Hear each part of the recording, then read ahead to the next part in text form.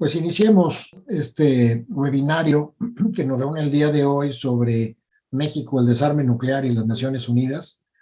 Para el Consejo Mexicano de Asuntos Internacionales es un privilegio tener la posibilidad de contar el día de hoy con especialistas de primer nivel de nuestro país en este tema tan complejo, tan interesante y tan lamentablemente en estos momentos vigente por la guerra en Rusia y Ucrania, y también, por supuesto, por el crecimiento de capacidad nuclear que otros estados han venido adquiriendo, el caso de Corea del Norte, por ejemplo. Me permito presentar a quienes nos acompañan el día de hoy. Inicio con la embajadora María Angélica Arce. Ella es asociada de Comexi. La embajadora es miembro de carrera del Servicio Exterior mexicano, perdón. Se jubiló después de 40 años de servicio tanto en México como en el exterior. Fue diplomática en las misiones permanentes de México en Naciones Unidas, en Ginebra y en Nueva York, en la Embajada de México en Suecia, y fue embajadora de México en Nueva Zelanda y en Marruecos. En la Secretaría de Relaciones Exteriores fue presidente de la Comisión de Personal del Servicio Exterior mexicano y colaboró en la Subsecretaría de Relaciones Exteriores, en la Dirección General para América del Norte, para América Latina y el Caribe, y actualmente está haciendo un doctorado en Ciencias Políticas y Sociales. Ella encabeza la unidad de estudio y reflexión dentro del COMEXI en materia del sistema de Naciones Unidas. Así es que muy bienvenida, embajadora. Muchísimas gracias por acompañarnos. A la distancia le doy la bienvenida al embajador Luis Javier Campuzano, quien es nuestro embajador en Austria. Él es licenciado en Relaciones Internacionales por el Colegio de México. Tiene una maestría en Relaciones Internacionales y Desarrollo Global por el Instituto de Estudios Sociales de La Haya. Ingresó al Servicio Exterior Mexicano hace ya algunas décadas, en 1989, y ha tenido una carrera una trayectoria muy ilustre en el interior de la Cancillería. Ha sido embajador de México en Kenia, con concurrencias en Burundi, Eritrea, Ruanda, Seychelles, Tanzania y Uganda. Ha sido el representante permanente de México ante el Programa de Naciones Unidas para el Medio Ambiente y ONU Habitat. Fue más recientemente el embajador de México ante el Reino de Noruega, y como mencioné, actualmente es el embajador de México en Austria, concurrente en Eslovaquia y Eslovenia, así como el representante de México ante los organismos internacionales con sede en Viena, uno de los cuales justamente tiene que ver con el tema de desarme. Muy bienvenido, embajador. Saludos hasta Viena. Muchas gracias porque nos puede usted acompañar el día de hoy. También me da mucho gusto dar la bienvenida a María Antonieta Jaques Guajuca. Ella es licenciada en Relaciones Internacionales por la Facultad de Ciencias Políticas y Sociales de la Universidad Nacional y maestra en Ciencias Diplomáticas por el Instituto Matías Romero de Estudios Diplomáticos de nuestro país. Actualmente es consejera dentro del Servicio Exterior mexicano.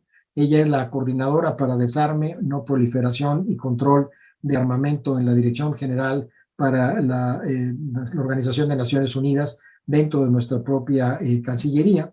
Entre 2016 y 2022 fue parte del equipo de la Misión Permanente de México ante la ONU, además a cargo de los temas políticos y desarme. Ha tenido una muy amplia participación en otras actividades dentro de la Cancillería, asociada, por ejemplo, al Departamento de Asuntos Jurídicos y Narcotráfico en la Dirección General de la ONU, a cargo de la sección política de nuestra embajada en Austria, así como también en Suecia, y agregada de prensa y asuntos culturales en nuestro consulado en Toronto, Canadá. Así es que muy bienvenida, maestra, nos da mucho gusto que nos acompañe el día de hoy. Y también doy la bienvenida a Alfonso Francisco Martínez Ruiz, quien es consejero para asuntos de desarme en la Misión Permanente de México ante la Organización de Naciones Unidas en Ginebra, Suiza, actualmente con el rango de consejero. Su especialidad son Derecho Internacional, Derechos Humanos y Relaciones Internacionales. Ha trabajado dentro de la Secretaría de Relaciones Exteriores como consultor jurídico, director de Derecho Internacional, de Litigios y cónsul de Asuntos Jurídicos.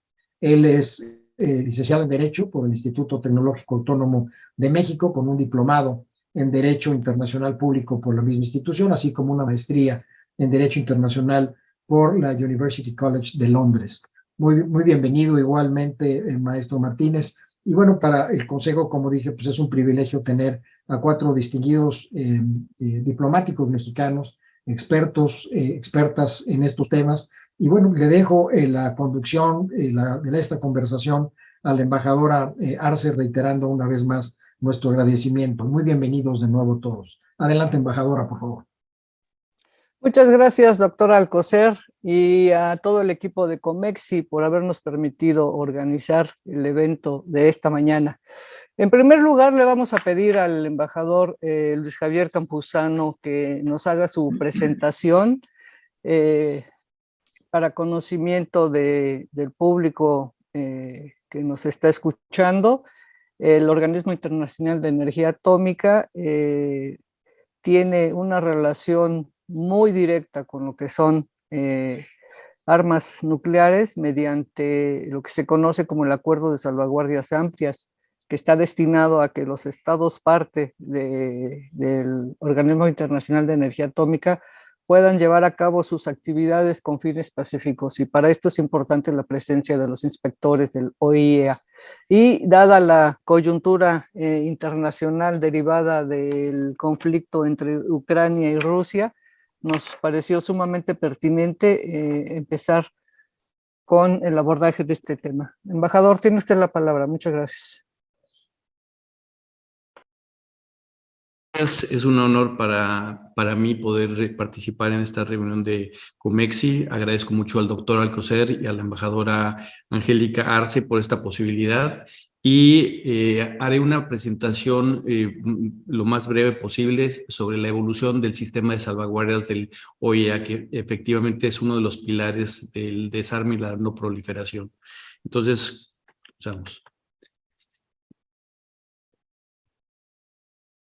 Cuando al inicio de las investigaciones nucleares se pensó que se movilizarían estas con el fin de atender problemas vinculados con agricultura, con medicina, con otras actividades pacíficas. Sin embargo, esta tecnología resultó controvertida y ha tenido distintas caras a lo largo de la historia. Así veríamos cómo en 1945, las explosiones en Hiroshima y Nagasaki, que tuvieron unas consecuencias dramáticas en cuanto al alcance y la potencia de estos armamentos, la capacidad destructiva y la capacidad de daño, y obviamente pues la cantidad de muertes que acarrearon. Fueron las únicas 2 bombas que se han utilizado hasta el momento sobre poblaciones y en un conflicto. Posteriormente, la Unión Soviética hizo su primera detonación en 1949 y Reino Unido en 1952. Ante esta situación,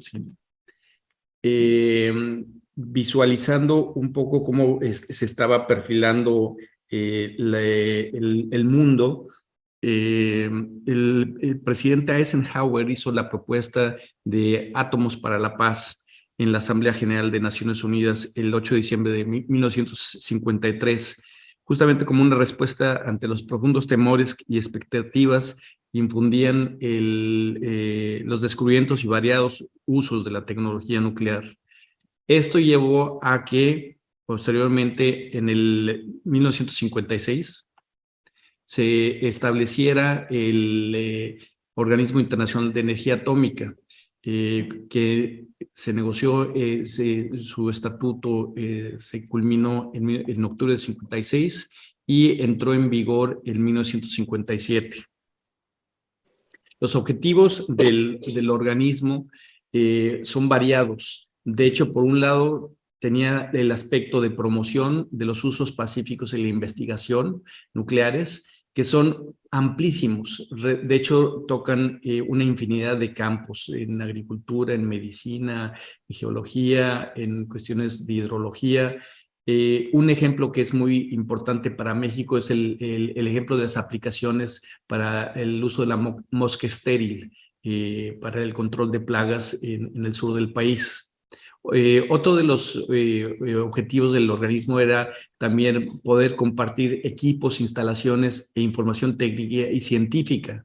Entre ellos aquí vemos el ejemplo de un acelerador lineal que sirve para temas de medicina nuclear y en particular también para temas de cáncer, tratamientos de cáncer.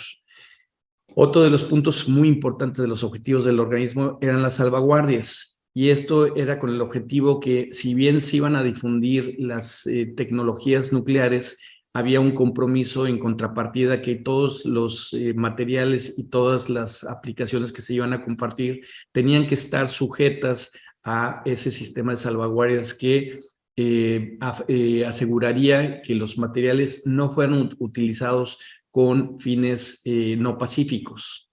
Otro tema también muy importante del organismo es la seguridad nuclear. Por seguridad nuclear tiene dos facetas, que en inglés es muy claro, es safety and security.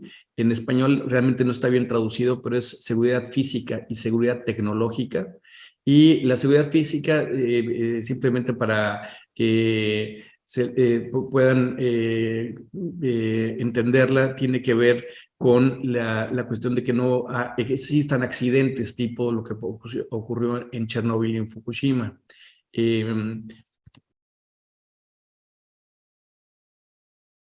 Tecnológica. La seguridad física es para que no sean objeto de ataques por parte de grupos terroristas o que puedan ser utilizados en ese sentido.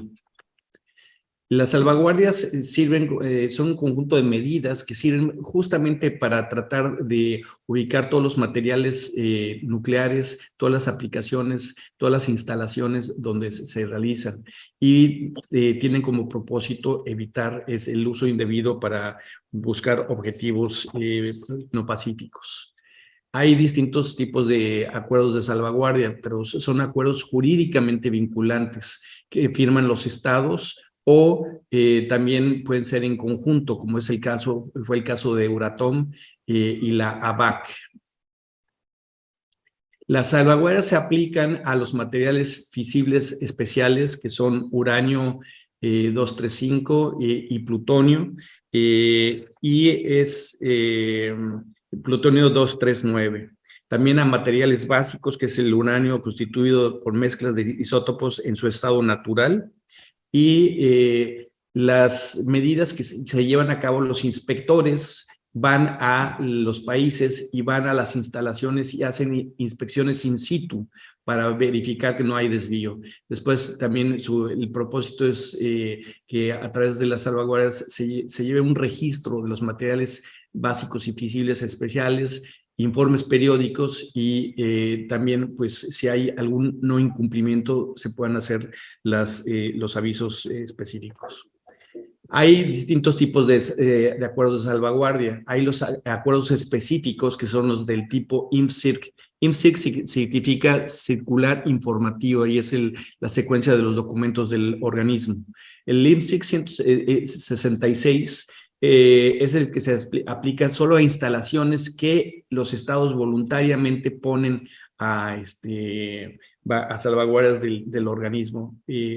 Entre ellos están instalaciones de India, Pakistán e Israel, pero también hay otros países que tenían así.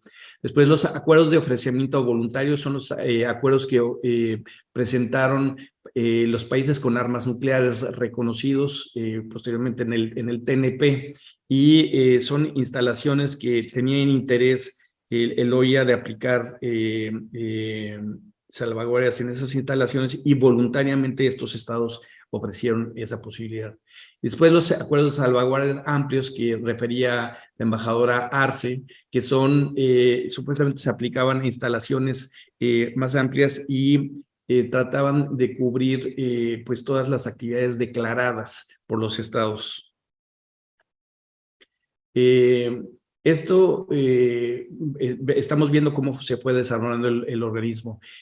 Hubo otros ensayos a principios de los 60s, más la crisis de los misiles, que generaron todavía más una situación de inseguridad y llevaron al interés de crear algún tipo de control. Así explicamos, por otra parte, el surgimiento del Tratado de Tlatelolco, que estableció la primera zona libre de armas nucleares en América Latina y el Caribe.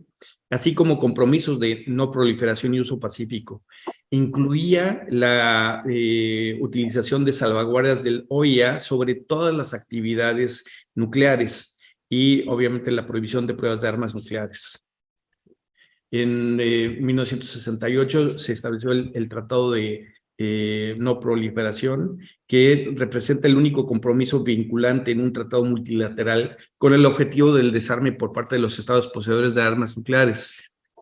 A los países que no poseen armas nucleares, entre otras, que es una de las funciones principales aquí del organismo, es colocar salvaguardas en sus materiales y tecnologías nucleares para evitar que puedan ser utilizadas con fines no pacíficos. En 1991, ustedes recordarán la guerra del Golfo, y en esa ocasión se dieron cuenta que había habido desarrollos clandestinos de actividades nucleares que no habían sido posible ubicarlos a través de las salvaguardias.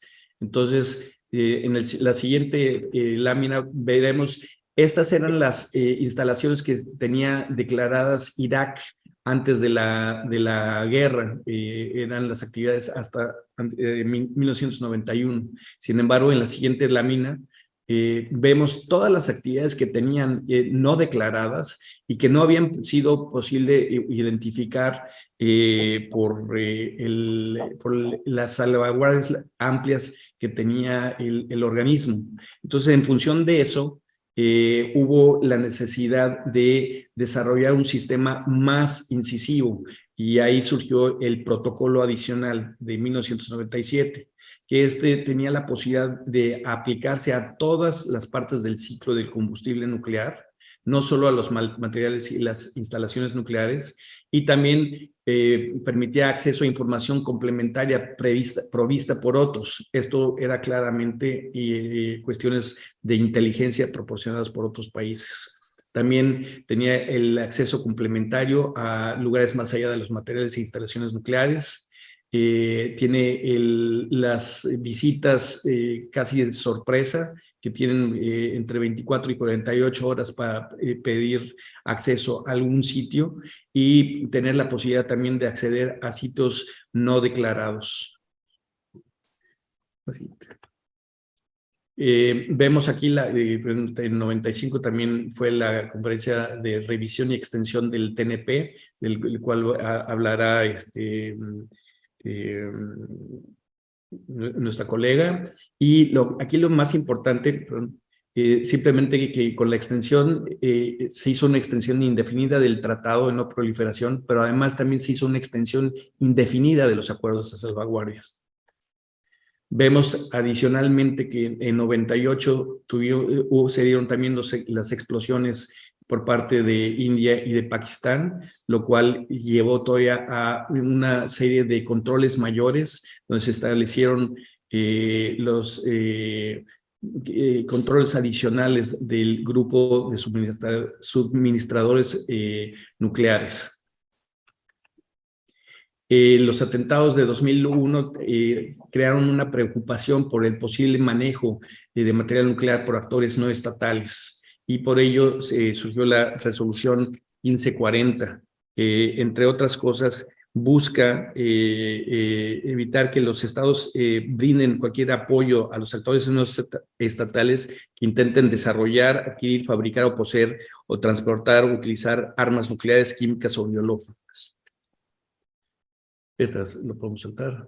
Después, otro país que se salió del TNP y que tuvo también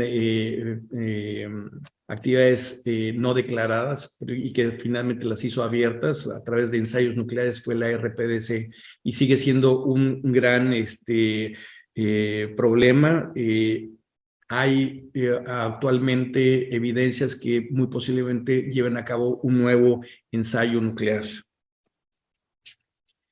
Los desafíos actuales, pues tenemos el tema de la República Islámica de Irán, porque, como recordarán, estaba el PAIC, que es el acuerdo amplio para el programa amplio integral de cooperación para tratar de evitar la proliferación en Irán, que se había suscrito en 2015 y que había establecido un sistema extra riguroso de salvaguardias en ese país. Sin embargo, en 2018, el presidente Trump dio por terminado unilateralmente ese programa y desde entonces Irán continuó todavía aceptando los términos del PAIC, pero posteriormente en el 2020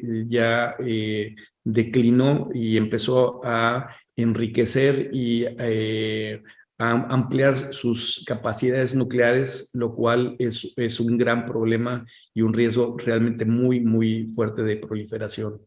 El otro riesgo es obviamente ante los ataques de Rusia a Ucrania.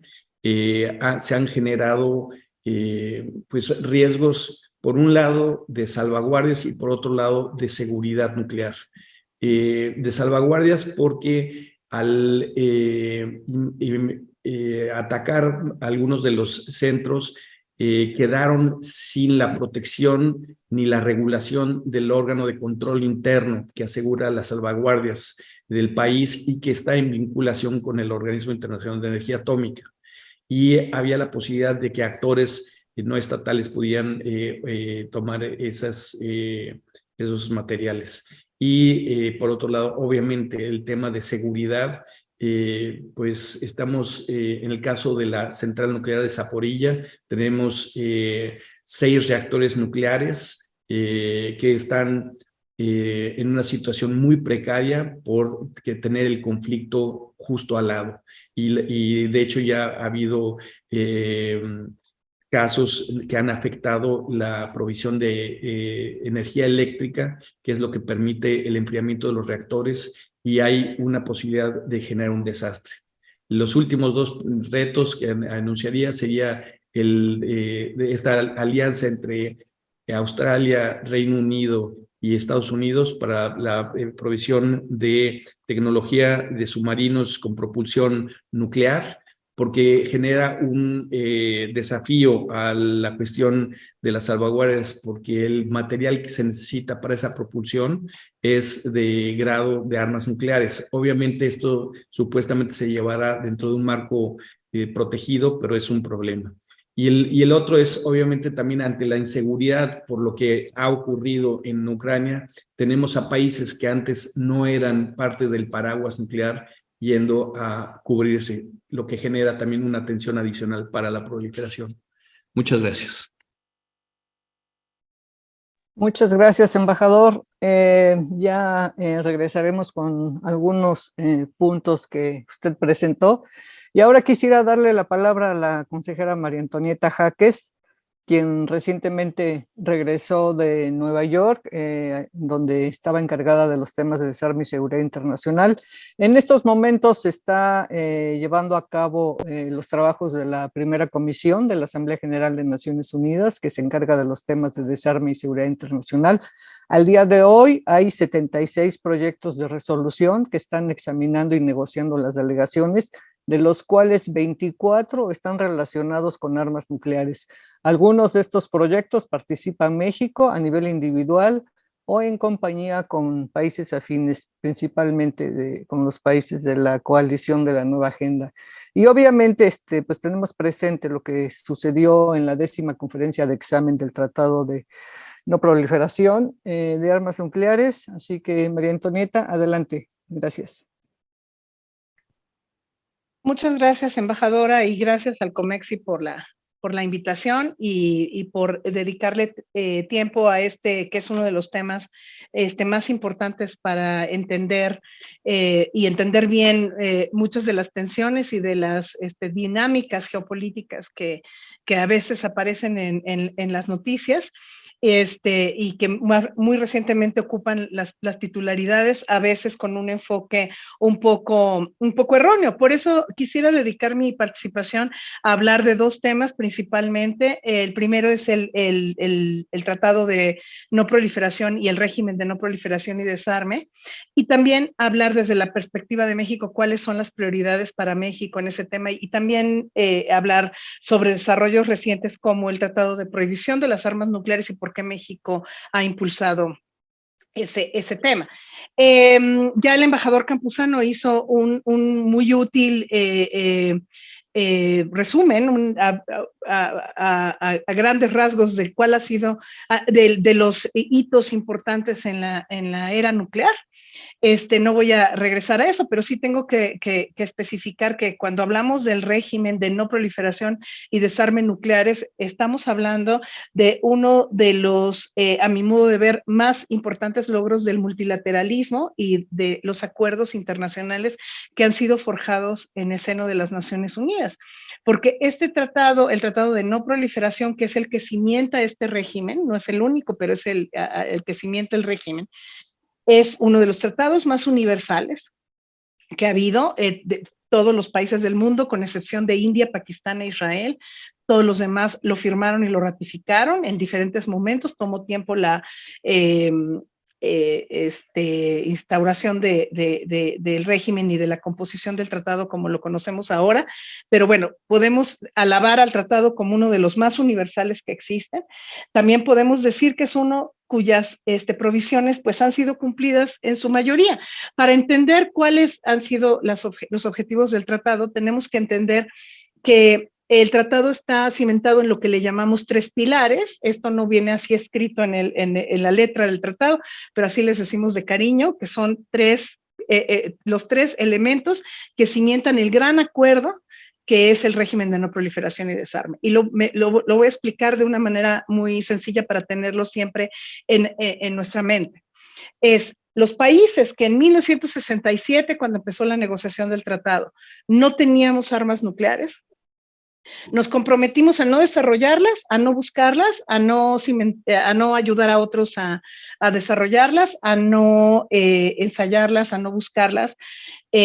Nos comprometimos a comprobar que no estábamos haciendo estas actividades con nuestros regímenes de salvaguardias, como ya explicó el embajador Campuzano, pero este compromiso de los países que no teníamos armas nucleares en 1967 vino aparejado en este compromiso que es un paquete negociador. No fue gratis, no fue de gratis, fue a cambio de 2 cosas.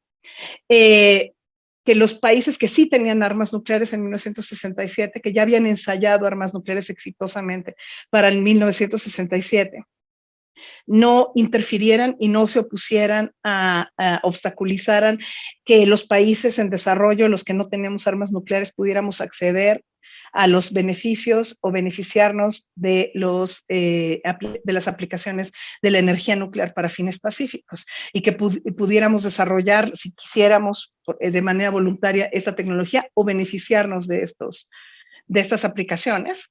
Ajá. Esa es la primera condición. Y la tercera condición es que los que tenían armas nucleares en 1967 se desarmaran.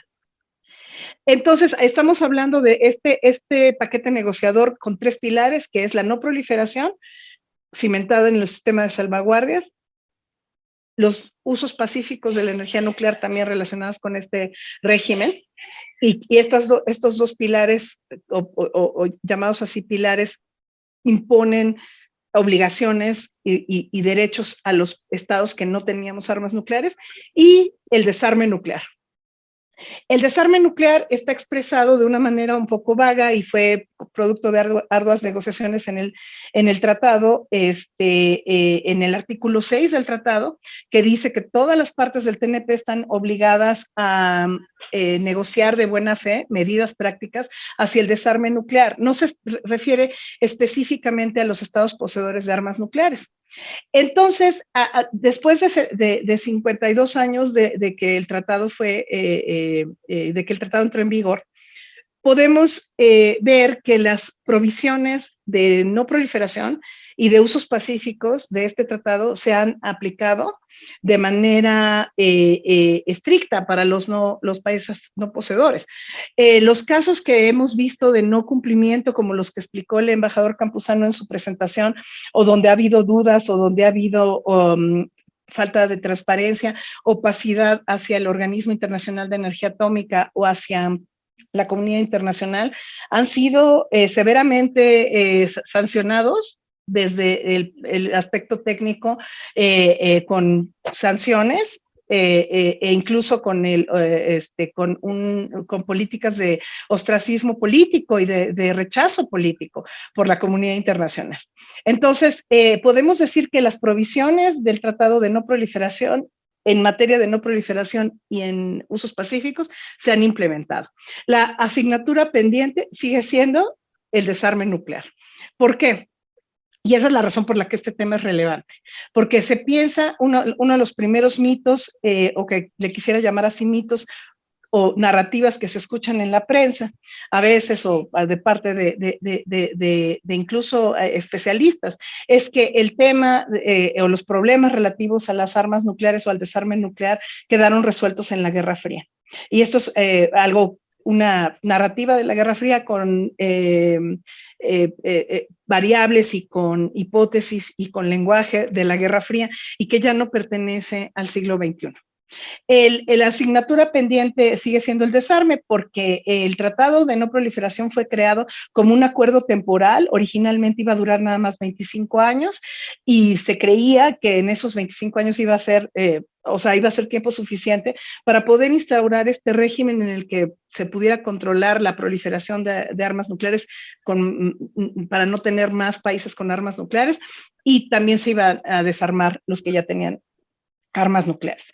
Pero pues da la casualidad, esta es una casualidad histórica, que los estados que tenían armas nucleares en 1967, aquí hago una nota de pie de página, yo trato de no usar nunca, casi nunca la palabra reconocidos en el tratado, porque a pesar de que así están reconocidos estos países en el tratado, la narrativa de ellos es que este es un reconocimiento tácito de la legalidad de la posesión de las armas nucleares, que es algo que con lo que México no concuerda y que hay que combatir en nuestro día a día del trabajo diplomático.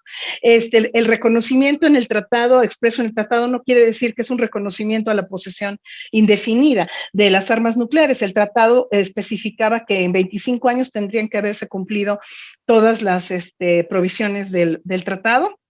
Llegaron esos 25 años, como ya vimos en la presentación. En 1995 el tratado se extendió, su vigencia se extendió indefinidamente por varias razones. Una de ellas fue que ingresaron al tratado otros países, por ejemplo, los que eran ex repúblicas soviéticas, y a raíz de la caída del muro y el quebrantamiento del orden de la Guerra Fría, surgieron muchos otros países que entraron y que esto dio nueva vida al tratado. Otro de los eventos importantes alrededor de esa extensión fue el caso de Sudáfrica, que es el único país cuya experiencia histórica nos permite ver lo que significa tener armas nucleares y deshacerse de ellas, que eso es el desarme. Sudáfrica tenía armas nucleares antes del apartheid, y para entrar al TNP las desmanteló y tuvo una verificación del desmantelamiento por parte de la OEA. Y esta nueva condición de que el tratado ahora está vigente hasta el fin de los tiempos está siendo manejada por los estados poseedores de armas nucleares como una garantía tácita de que su estatus como estados poseedores de armas nucleares va a ser protegido. Y les decía yo que hay una casualidad histórica, es que estos países poseedores de armas nucleares son también los miembros permanentes del Consejo de Seguridad, que tienen el mal llamado derecho o poder de veto, porque esto tampoco está especificado así en la Carta, pero de la Carta de las Naciones Unidas, pero cuya decisión es necesaria para poder tomar decisiones en el Consejo de Seguridad. Entonces, esta condición ha sido un círculo vicioso en el que aparentemente, los estados poseedores de armas nucleares pueden hacer lo que quieran y pueden no cumplir con sus obligaciones de derecho internacional bajo este tratado, mientras los que sí tenemos armas nucleares tenemos que cumplirlas, porque si no, no cumplimos nuestras obligaciones bajo este tratado y el régimen de sistema de salvaguardias, entonces podemos ser objeto de sanciones. Esta es la tensión, en rasgos muy generales, esta es la tensión que se vive en el régimen de no proliferación y desarme, a pesar de que el tratado ha sido muy exitoso, porque en los años 60 se pensaba que podrían haber 30 o 40 países con armas nucleares y ahora nada más hay 9, los 5 permanentes más India, Pakistán, Israel y Corea del Norte, que primero había entrado al tratado y que, como vimos en la presentación, se salió del tratado, y esos 9 son los que tienen armas nucleares. No estoy diciendo que eso sea un triunfo y un logro, que estemos muy contentos por eso, pero la perspectiva es que en los 60 se hablaba de 30 o 40 estados poseedores de armas nucleares. No ha habido más proliferación, no hay más estados poseedores de armas nucleares, el régimen trabaja para que no las haya, pero existe una tensión inherente que es la desigualdad, el desequilibrio, la asimetría en la calidad de las obligaciones y la aplicación del derecho internacional. Y la otra asimetría que existía, y paso rápidamente al otro tema para terminar hablando un poco de las prioridades de México en estos dos regímenes, es la otra asimetría que existía, era una aberración y un tratamiento desigual a las armas nucleares, las más devastadoras, los instrumentos de guerra más devastadores que existen hasta el momento y que han sido empleados en un escenario de guerra, con otras armas de destrucción en masa. Las armas biológicas y las armas químicas tuvieron un tratamiento diferente en los foros multilaterales establecidos por las Naciones Unidas. La primera vez que las Naciones Unidas negociaron un tratado para prohibir una categoría completa de armas ya dentro de Naciones Unidas fue la Convención de las Armas Biológicas. A estas armas se les llama en el tratado como repugnantes, se les califica de una manera. De esta calificación vino la prohibición de las armas biológicas. Esta convención tiene ya varios años instaurada, no es perfecta, tiene varios problemas de los que puede hablar más Alonso si es necesario, pero existe. Y también de allí se derivó la prohibición de las armas químicas, que tiene el régimen de verificación más estricto y al que le llamamos dorado del régimen de no proliferación y desarme, porque permite a la Organización para la Prohibición de las Armas Químicas en La Haya verificar en cualquier momento, en cualquier lugar y sin posibilidad de rehusarse. Pero este tratamiento hacia las armas nucleares no existía. Las armas nucleares han sido categorizadas como prestigio para los 5 miembros permanentes del Consejo de Seguridad. Y aquí viene el siguiente mito que hay que desbancar. La narrativa de que hay estados responsables que tienen armas nucleares, que son los 5 miembros permanentes, y estados no responsables, que pueden usar armas nucleares. Hay una narrativa muy complicada que parecería indicar que las armas nucleares de Estados Unidos o de China o de Francia o de Rusia ahora pues son buenas para la comunidad internacional y esparcen perfume, malvaviscos y un arcoíris, mientras que las de Corea del Norte o las de Irán o las posibles que pudiera desarrollar Irán, esas son el anatema, ese es el infierno. Entonces, el problema aquí es este tratamiento desigual. Por esa razón, México desde hace varios años impulsó cerrar una laguna legal que existía alrededor de las armas nucleares, que es que no existía una prohibición explícita de las armas nucleares en el derecho internacional. Y el Tratado de Prohibición de las Armas Nucleares, que fue negociado en 2017 y que entró en vigor en 2021, cierra esa laguna legal.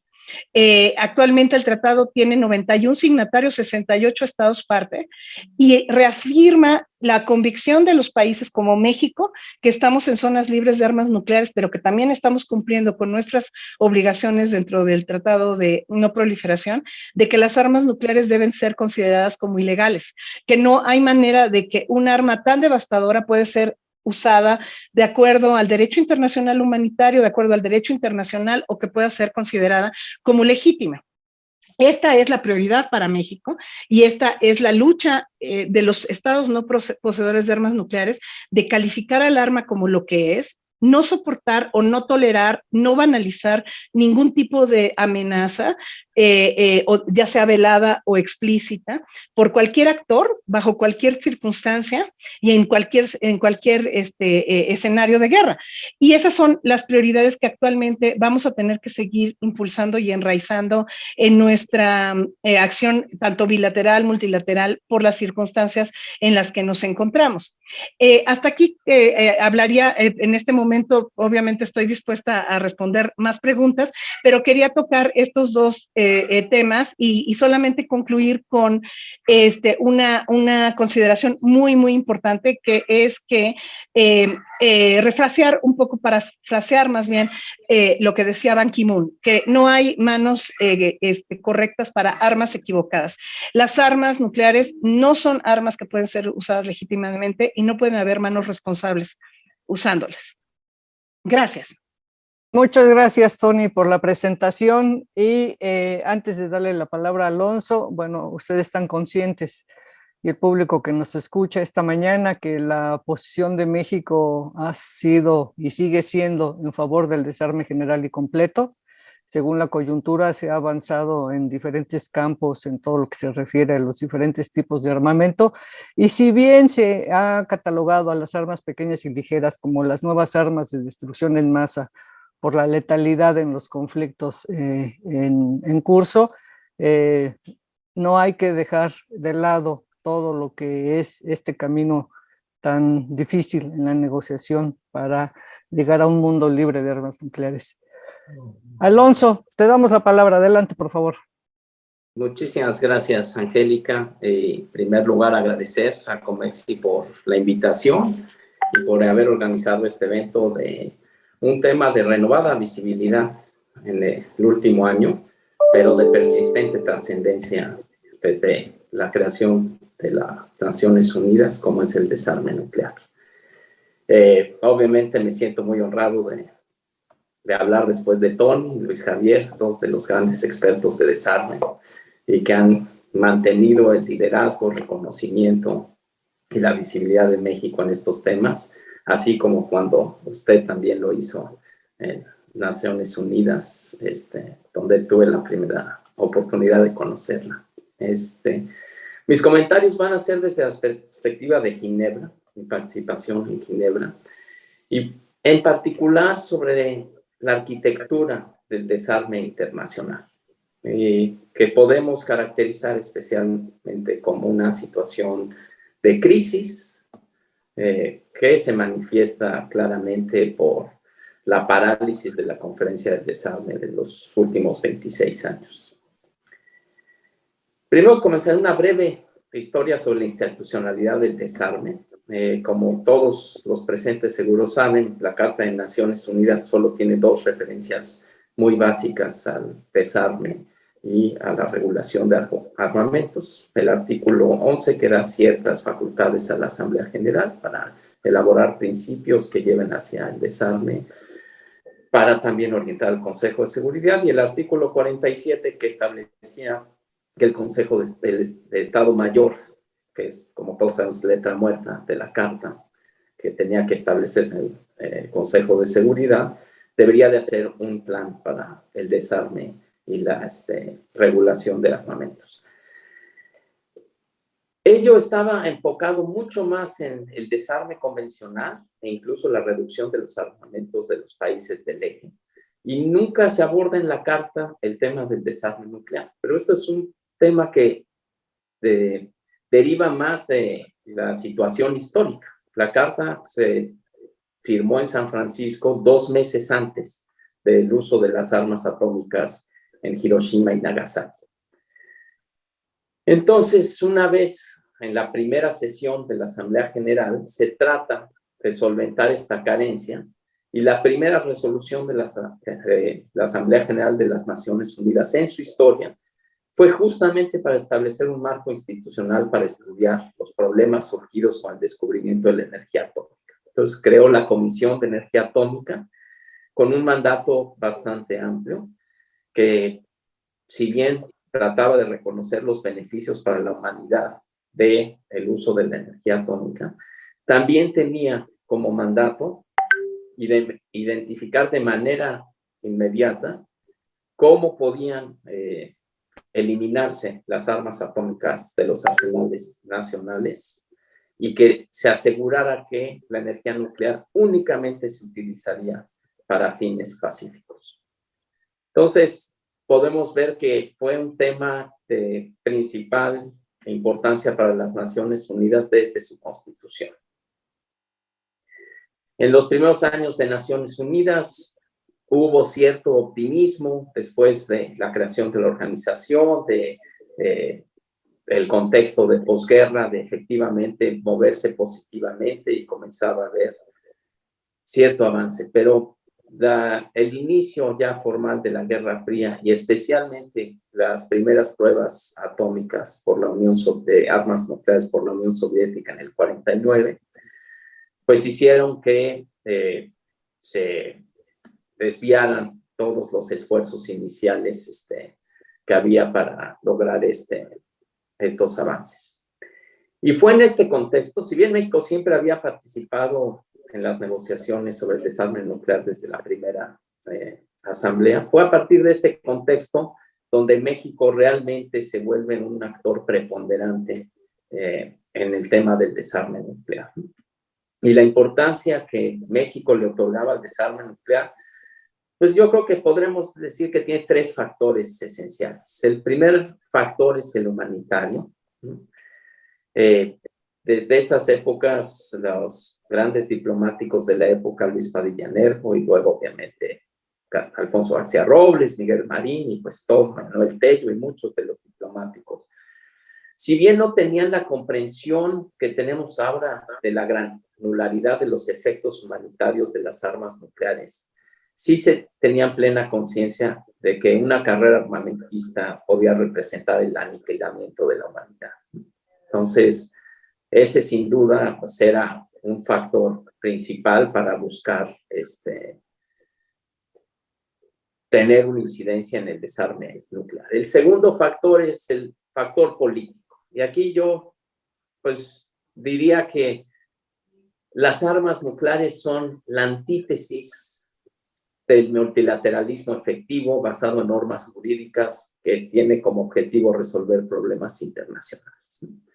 La carrera armamentista basada en teorías de disuasión nuclear supeditan la seguridad la colectiva prevista en la Carta de las Naciones Unidas a la seguridad nacional de las potencias, siguen una lógica de amenaza creíble del uso de la fuerza, contraria a la prohibición expresa en la Carta, se utilizan como instrumentos de coerción para justificar intervenciones y abogan por la teoría de que la seguridad debe preceder al desarme y no como está concebida en la Carta y el entendimiento de México y de muchos países no poseedores de armas nucleares, de que el desarme debe ser una ruta, una herramienta para fortalecer la seguridad.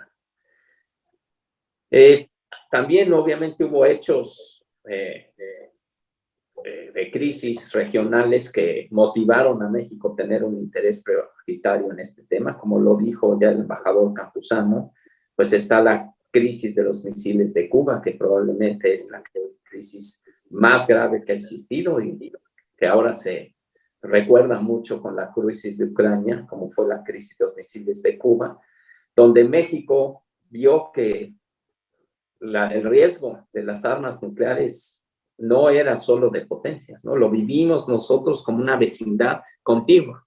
En dos de nuestros países vecinos, donde tenemos fronteras terrestres o marítimas, ¿no?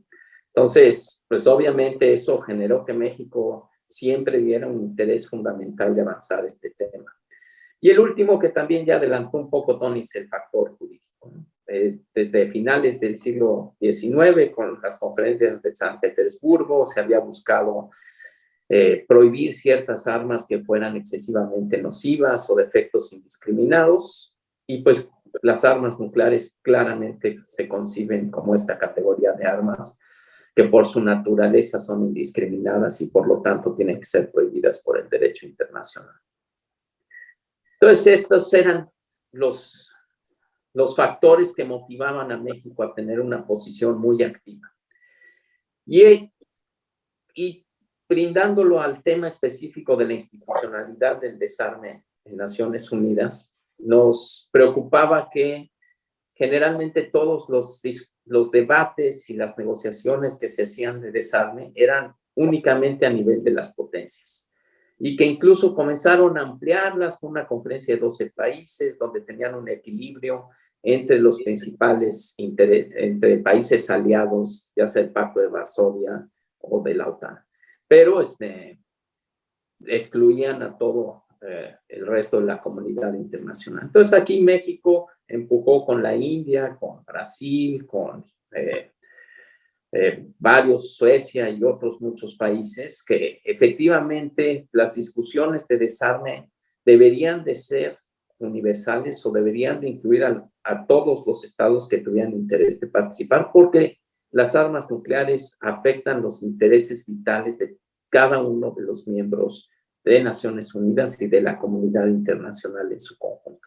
Y eso fue recogido también en el documento final de la primera sesión especial de desarme que se adoptó en 1978, donde pues García Robles tuvo un papel destacadísimo y que uno de los temas que más empujó fue justamente establecer esta estructura dual que se creó en el documento de una comisión de desarme internacional de composición universal que tuviera como función la deliberación sobre avanzar en el desarme nuclear y tratar los distintos temas de preocupación de todos los miembros, y un instrumento de negociación, un mecanismo, un órgano de negociación de temas de desarme, que sería de composición limitada, pero que ya tendría la participación de países no alineados y neutrales, que rompía el esquema anterior de negociación que era liderado exclusivamente por las dos potencias principales nucleares, y eso permitió que Francia y China y otros participaran.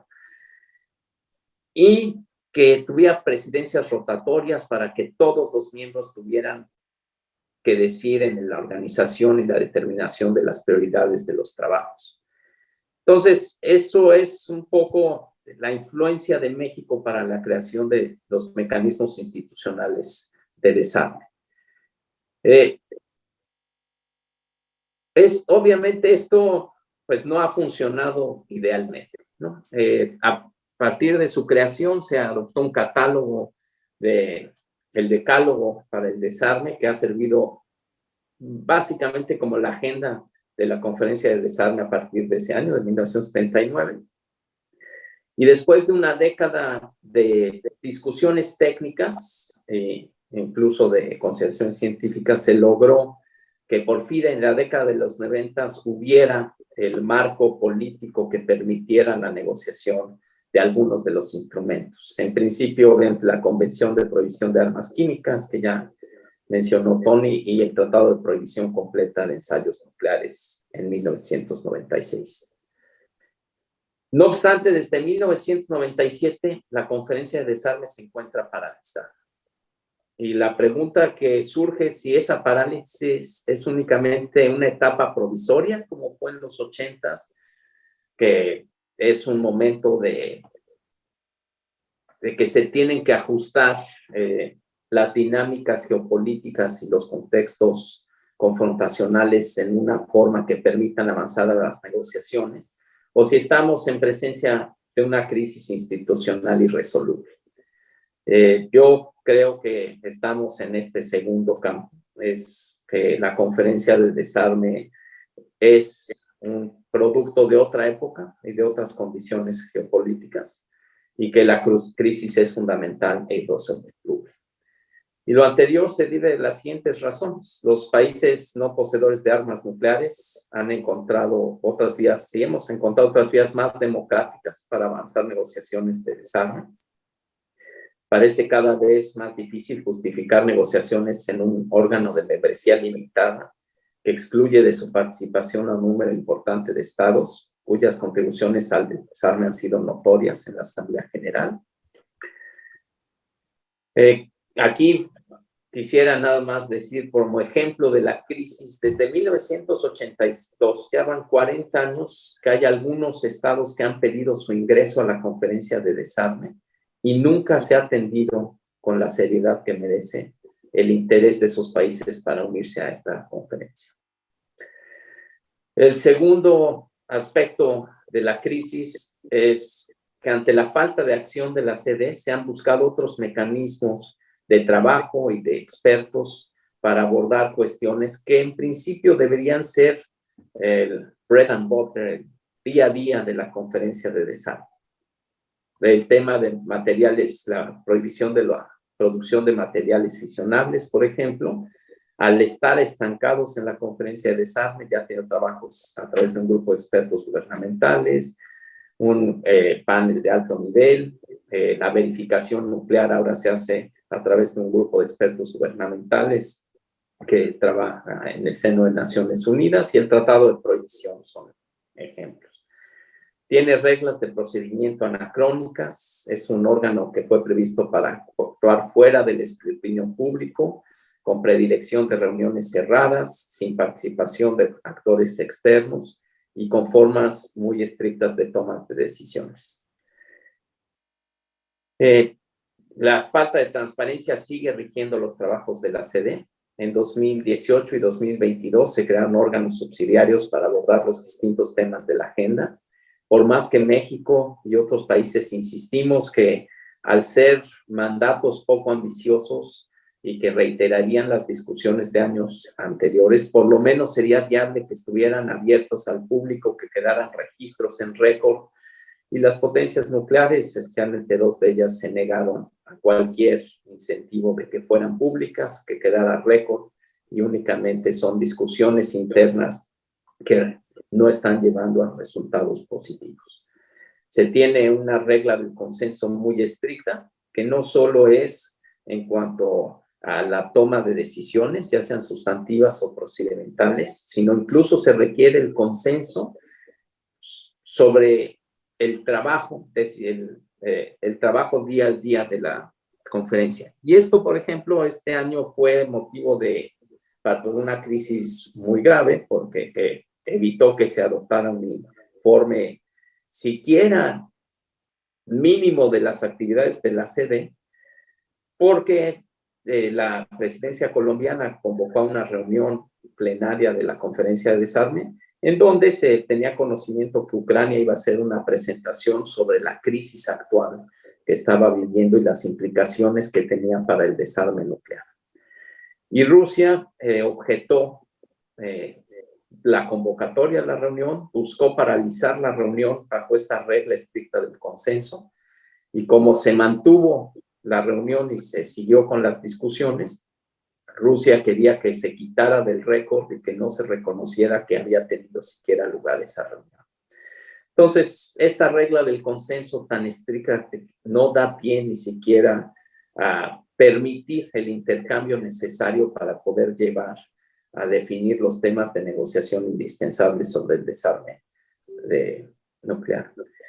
Y otro tema es esta insistencia de muchas delegaciones de un programa de trabajo comprensivo y equilibrado. Si bien se entendió en su momento como una petición del G21 para encontrar un equilibrio dentro de los pilares, sin que sean los pilares porque no es el TNT, pero que sea este equilibrio de avances en el área del desarme, para que no se circunscribiera solo a los temas de no proliferación, pero también hubiera avances en el área de desarme nuclear. Desafortunadamente, algunas potencias lo han tomado como rehén para impedir cualquier avance en los temas de la agenda de la CDE. Y al final, otro tema también que es crítico del estado de la CDE es que en su última negociación exitosa, que fue el Tratado de Prohibición Completa de Ensayos Nucleares, cuando se presentó el texto final para adopción de la conferencia, India no estaba dispuesto a unirse al consenso. Y esto motivó que el presidente australiano tomara el texto que consideraba final de la conferencia de desarme y lo presentara para adopción por la Asamblea General. Ello ocasionó que India y Pakistán, en principio, tienen mucho escepticismo de incluso iniciar negociaciones en la conferencia de desarme, porque no sienten que tengan la protección de que el resultado final se acorde con sus intereses.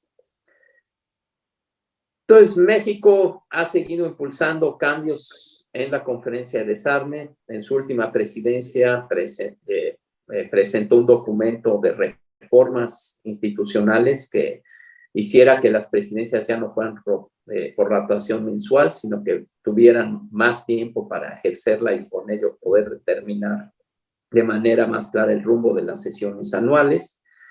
También buscó incluir la participación de la sociedad civil de una manera mucho más orgánica dentro del organismo. Buscó avanzar en la ampliación de la membresía y en general propuestas que irían en línea con lo que han sido los avances en otros foros multilaterales. Ninguna de estas propuestas tuvo tracción e incluso muchos países nucleares o bajo el paraguas nuclear que en Naciones Unidas serían perfectamente abiertos a este tipo de propuestas en la conferencia de desarme, no pudieron apoyarla. La situación en la que nos encontramos ahora es que hemos iniciado discusiones con otras delegaciones con visiones similares, como son Nueva Zelanda, Irlanda, Brasil, Indonesia, para ver cómo podemos intercambiar ideas hacia replantear la arquitectura del desarme nuclear. Y creo que aquí un poco la dejaría por el momento para cumplir con los tiempos de la presentación inicial, pero dispuesto a seguir comentando en el siguiente segmento. Muchísimas gracias, Alonso, y definitivamente este tema nos llevaría para varias sesiones, pero desafortunadamente tenemos un tiempo limitado. Les voy a pedir a los tres panelistas de manera muy breve, 2-3 minutos, que nos den sus comentarios sobre dos temas. El primero, la segunda reunión de Estados parte del Tratado sobre la Prohibición de Armas Nucleares se va a llevar a cabo en la sede de Naciones Unidas en Nueva York a finales de noviembre y va a ser presidida por México. Entonces creo que esto pone muy en alto otra vez el nombre de nuestro país en este tema hacia el camino del desarme nuclear. Y del público hemos recibido una pregunta sobre las armas nucleares en posesión de Israel y estos dobles estándares de la comunidad internacional en cuanto a que algunos países poseedores de armas nucleares que no forman parte del Tratado de No Proliferación o que se sospecha que las están produciendo, como puede ser el caso de Irán. En cambio, a Israel, pues como que no hay una mayor condena, aunque desde hace tiempo se sabe que las posee. Entonces, embajador, si quisieras darnos tus puntos de vista, adelante. Gracias. Respecto a la primera pregunta, pues efectivamente México tendrá la presidencia de la segunda reunión y ahí está todo el proceso de consolidación institucional y pues darle mayor forma y instrumentación. Tanto María Antonieta como Alonso jugaron un papel muy importante en las negociaciones de todo la primera reunión y creo que tendrán mayores elementos. Y por lo que se refiere al tema de Israel, hay que hacer la aclaración que Israel no firmó el Tratado de No Proliferación.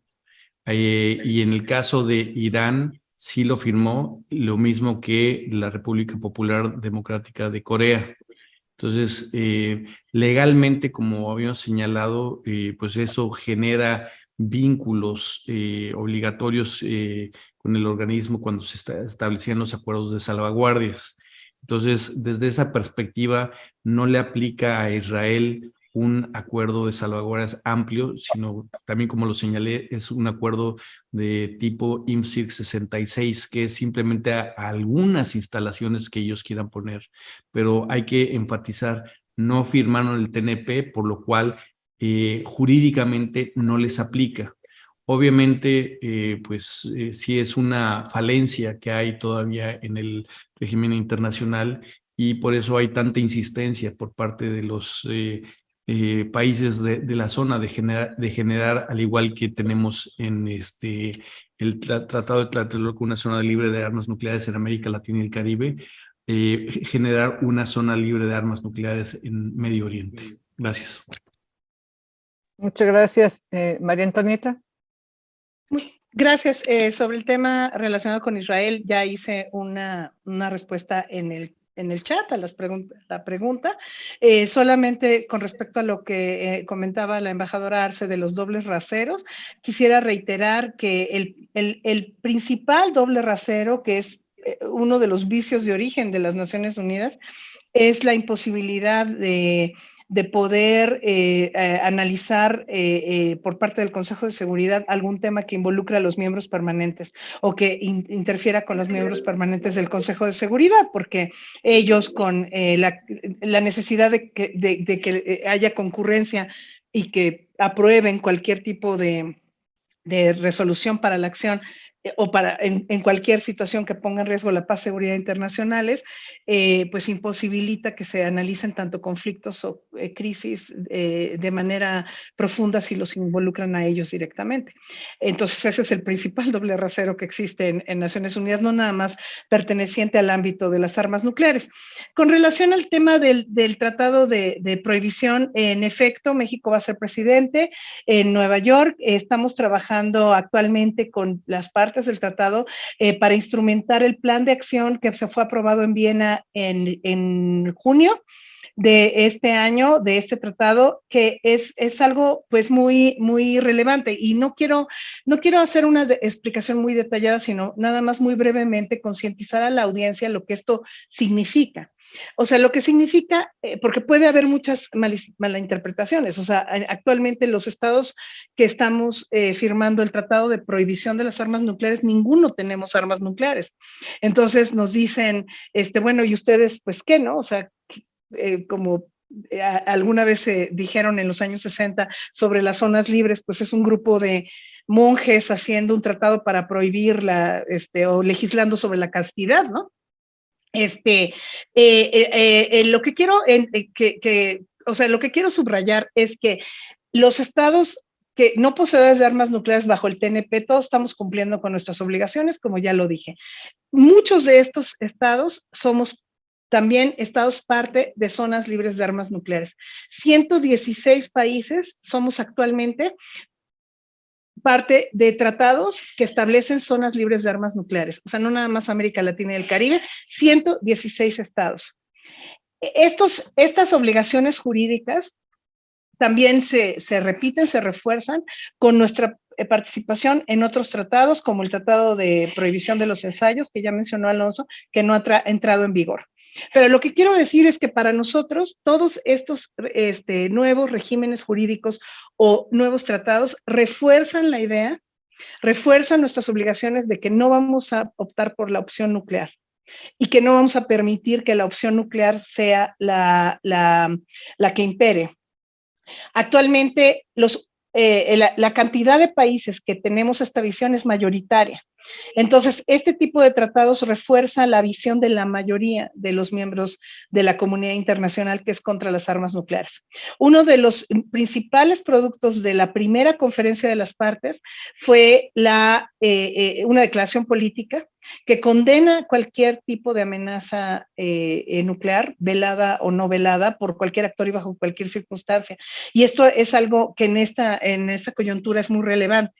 La presidencia de México va a implementar estos acuerdos que ya se tomaron en la primera reunión de las partes, pero una de las prioridades para México es continuar con la universalidad del tratado, que haya más partes. Actualmente hay 68. Yo creo que para el año entrante podrían haber incluso otros, o casi otros 10. Hay 10 países más que están ya tratando, o sea, sus prioridades legislativas pues son soberanas y no podemos interferir en ellas, ¿no? Todos los parlamentos tienen sus prioridades, pero sabemos que hay alrededor de 10 países que están próximos a ratificar el tratado. Si esto es así, el tratado de prohibición de las armas nucleares se está convirtiendo en uno de los que más rápidamente está adquiriendo partes, de los que más rápidamente están implementando sus provisiones.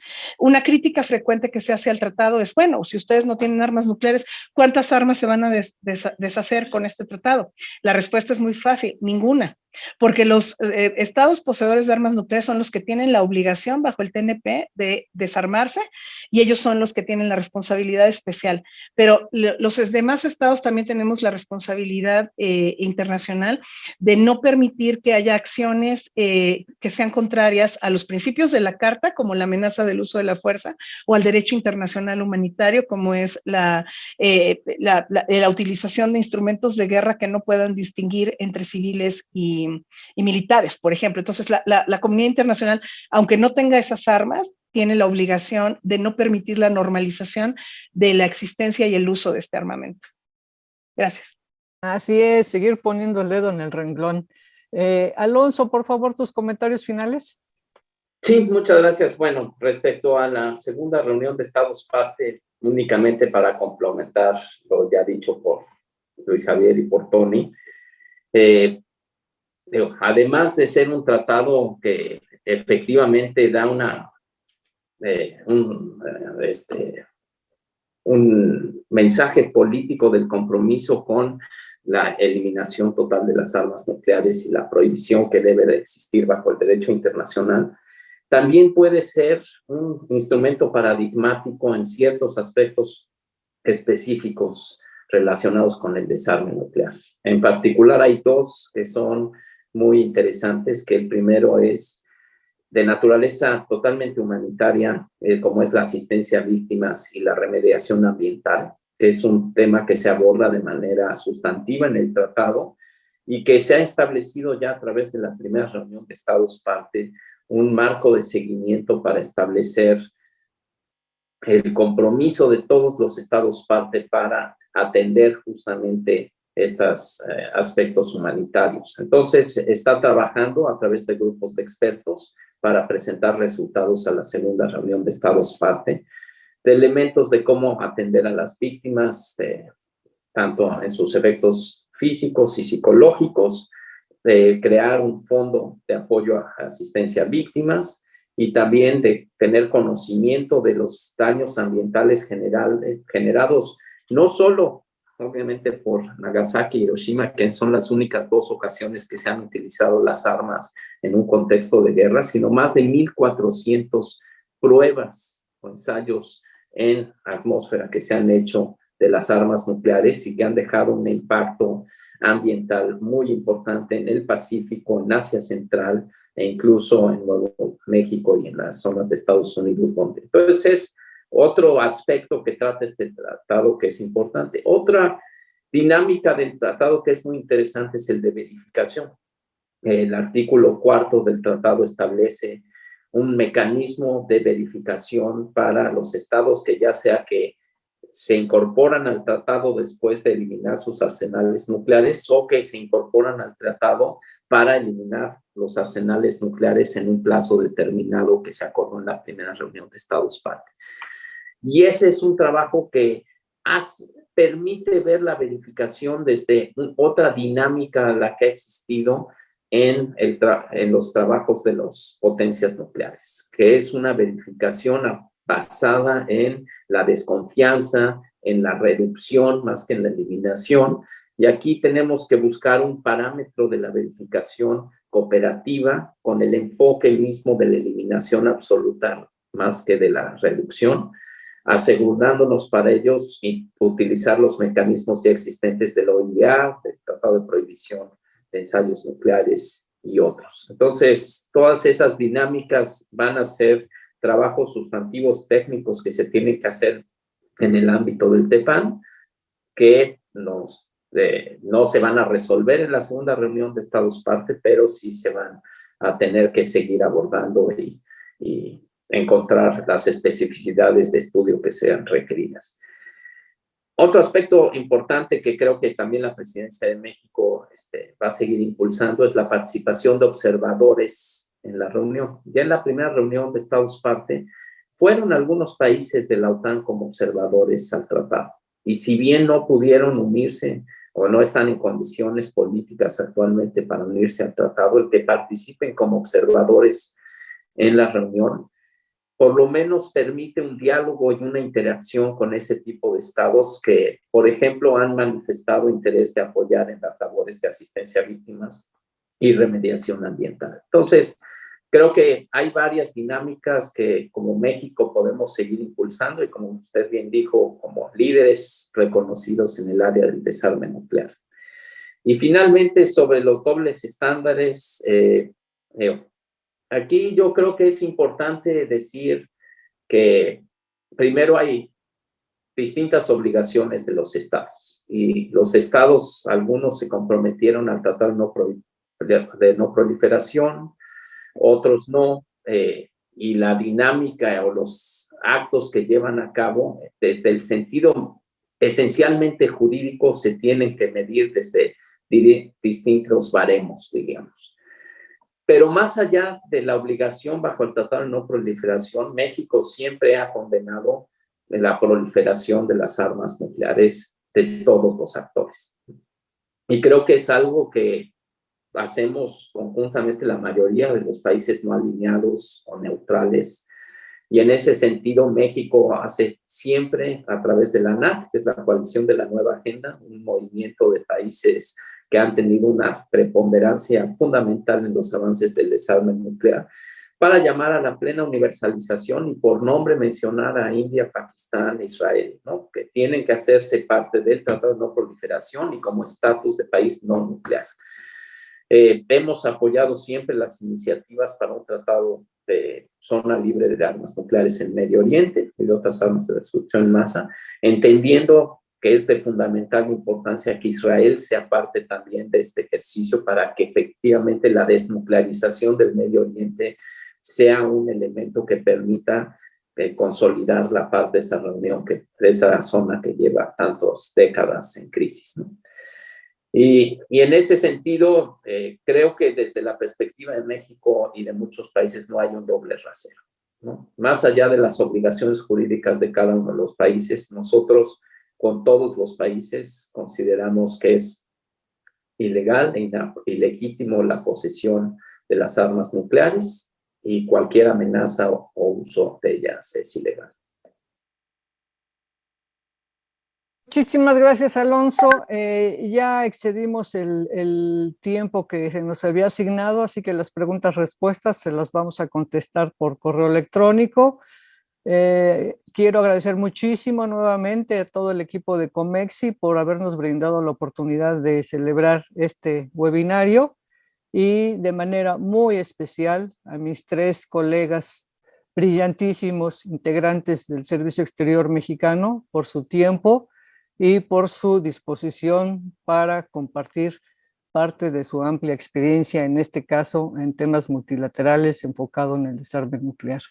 Doctor Alcocer, no sé si usted quisiera decir unas palabras finales. Pues unirme igualmente, embajadora, al agradecimiento a todos quienes nos acompañaron en el público y por supuesto a nuestros extraordinarios panelistas. Creo que será muy interesante dar seguimiento a los temas planteados, particularmente la presidencia que asumirá México del comité, para pues, ver los avances que se logran y como se ha mencionado por todos ustedes, ver si podemos, el liderazgo mexicano puede revivir algunas de estas discusiones, algunas veces tan básicas como es la admisión de nuevos miembros y una discusión el acuerdo de ciertos aspectos básicos. Así que muchísimas gracias y estaremos atentos a cómo se desarrolla este tema en los próximos meses. Muchas gracias a todos.